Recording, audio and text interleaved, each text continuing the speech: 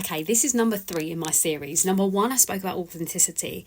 Number 2 was about confidence. And this third one is about presence, but also sexiness, right? We're going to talk about sexiness. So again, all of these videos in this series have been about the difference between performing it and embodying it. Now, you might not be bothered about being sexy, right? That might not be on your agenda, but I know for a lot of women that have been in their masculine, whether that's in the corporate workspace, whether that's because you've had trauma in your life and you've had to step up to be that masculine role, or whether you've just been in relationships with people that have made you feel like you had to do everything, that puts us in our masculine energy. So being sexy doesn't feel natural.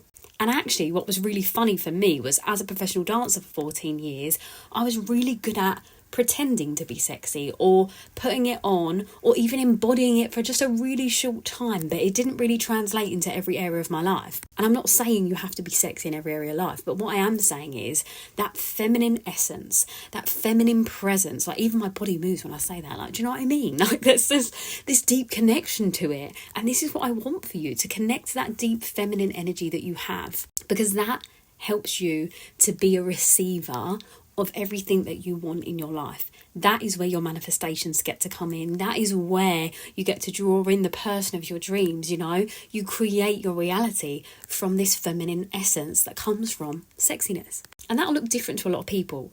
But again, I'm going to show you the 2 different ways that this looks, and you can tell me if you can see the difference and how that feels for you.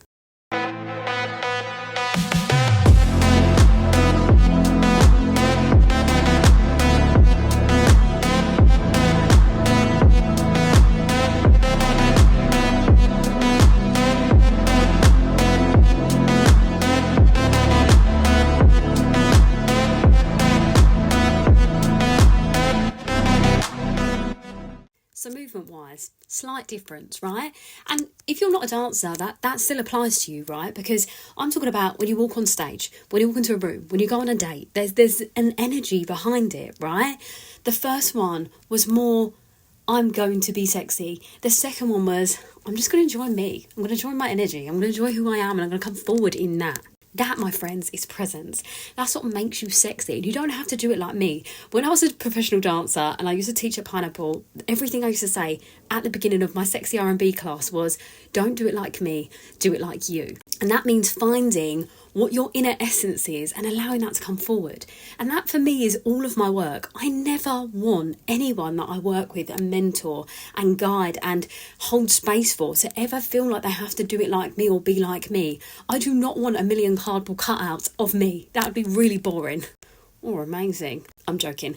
But what I mean is your own energy, the magnetic energy that you have within yourself, that's what makes a difference. So if you are watching this thinking, gosh, I feel so disconnected to my body, to who I am, my feminine essence, and you really want to step into 2026 feeling in all of you, reclaiming that wild woman that's within you, that divine feminine essence, your unique presence, if that is something that you know you need and you want to bring forward into your life going into 2026, you need to drop me a DM or comment Ignite. I have 2 spaces left for 2025, and I really, really want the women that really want to make this transformation happen. It's 6 calls.